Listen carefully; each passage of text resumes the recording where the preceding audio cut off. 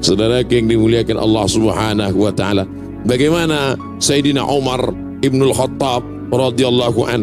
Umar bin Khattab diberikan Allah kemuliaan bukan pada harta tapi pada tenaganya. Makanya orang tak berani baca Quran sebelum Umar bin Khattab masuk Islam. Dulu orang baca Quran diam aja, tak bersuara. Jadi sekarang kalau ada orang Batam baca Quran tak bersuara, itu masih sebelum Umar bin Khattab masuk Islam tuh. Kenapa tak berani baca Quran kuat? Karena takut ditangkap Abu Jahal dan Abu Lahab. Takut dibuli, takut diejek, takut dicaci maki.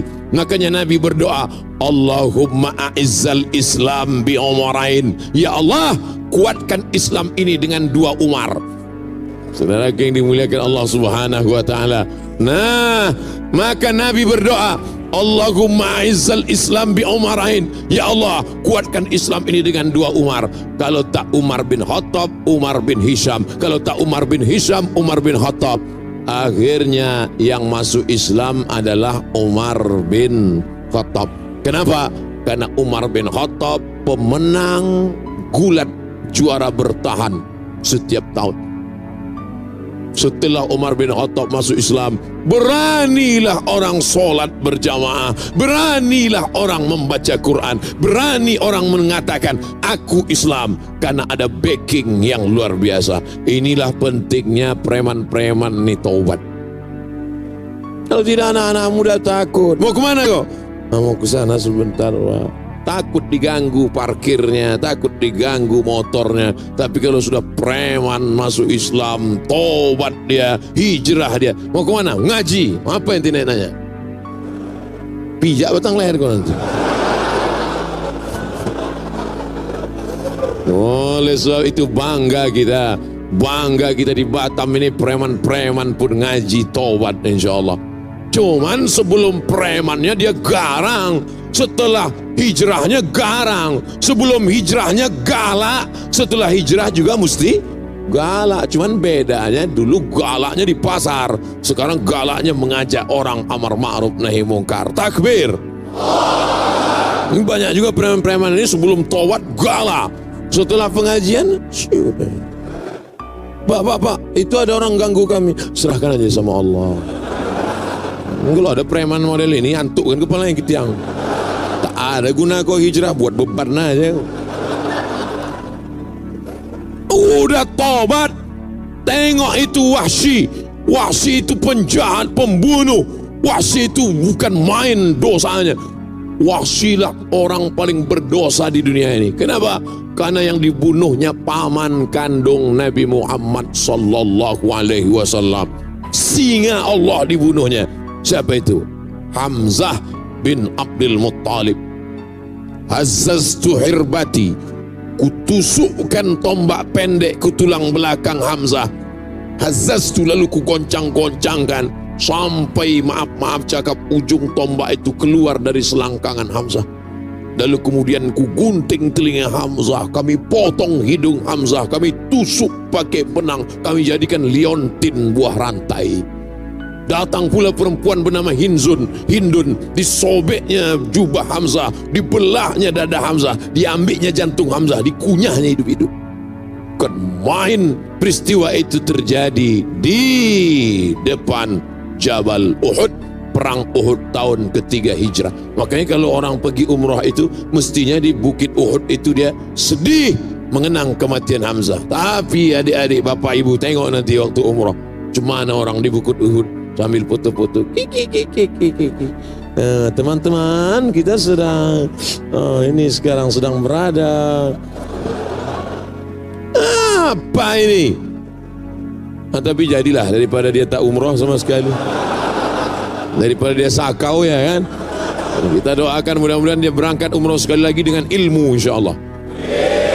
Nah, Umar bin Khattab berbeda dengan Abu Bakar. Abu Bakar dengan kelembutannya, Abu Bakar dengan karisma tuanya, Abu Bakar dengan kesantunannya, Abu Bakar dengan emasnya.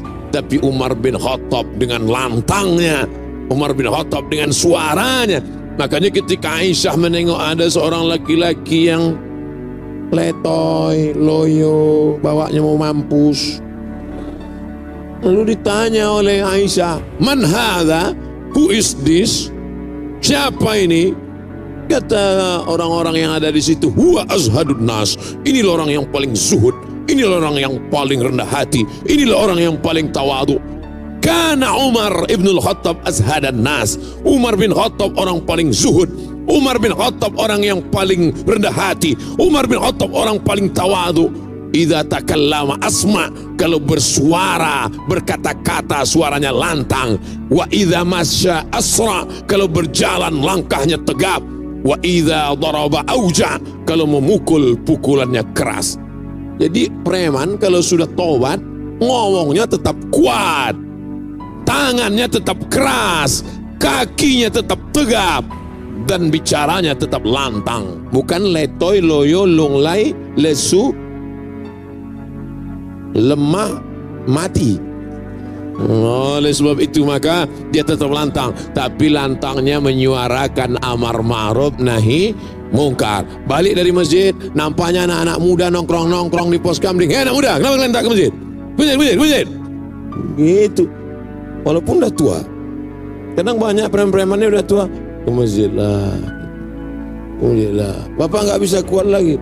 Nanti ku tarik sedikit, putus tangkai jantung nih. Saudara yang dimuliakan Allah Subhanahu wa taala, Umar bin Khattab sudah beramal, tapi rupanya Allah ingin mentakdirkan dia menjadi seorang syahid. Pada masa Umar bin Khattab lah Persia ditundukkan. Padahal waktu itu ada dua kerajaan besar. Satu kerajaan Rom. Di mana Rom itu sekarang? Romawi. Satu kerajaan Faris, Persia, Iran sekarang. Rom sekarang Romawi, Roma. Lalu kemudian apa yang terjadi saat itu? Berperang antara Roma dengan Persia.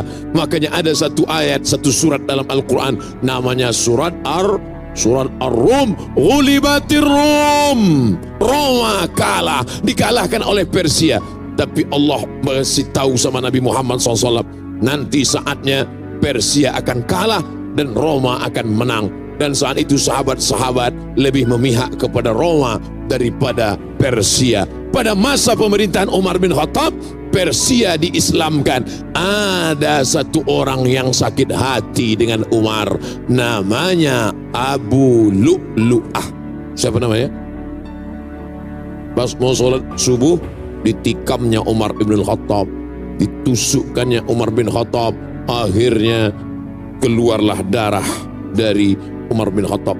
Umar bin Khattab minum susu, keluar susu itu dari tempat luka tikaman itu, ditahannya sampai akhirnya beliau mati menjadi seorang syahid. Ini pelajaran, orang selevel Umar bin Khattab pun mempan juga oleh pisau. Ini baru sholat 2 kali udah tak mempan pisau.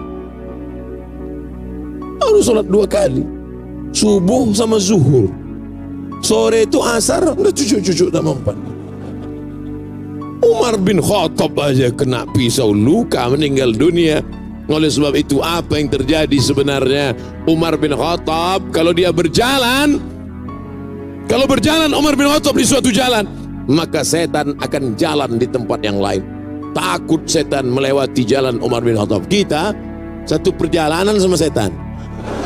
Saudara yang dimuliakan Allah Subhanahu wa taala. Jadi Allah kasih kita pintu kebaikan macam-macam.